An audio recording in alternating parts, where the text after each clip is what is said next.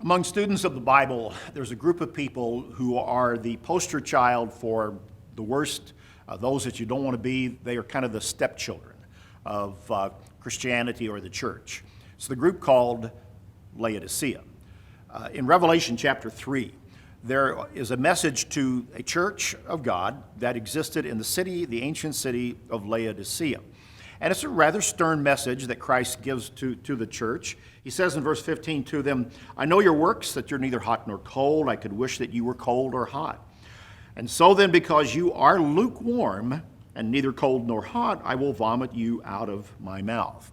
He goes on to give a little bit more description about their works, that they really can't see themselves. They don't understand how poor and blind and miserable and naked they really are. And he counsels with them to, in a sense, kind of let him, Christ, be involved in their life and to come in and be with them.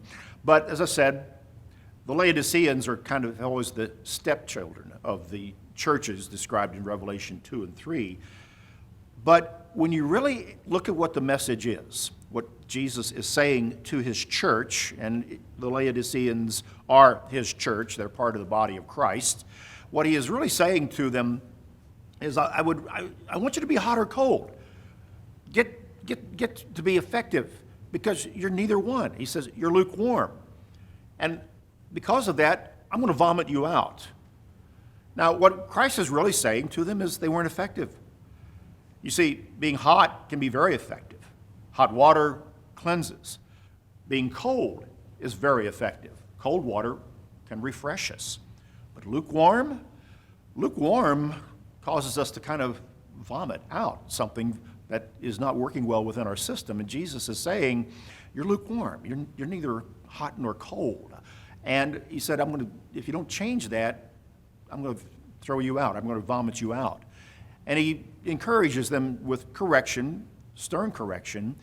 But really the point that Christ is making to the Laodiceans is, you're not effective. Now that is a very important point.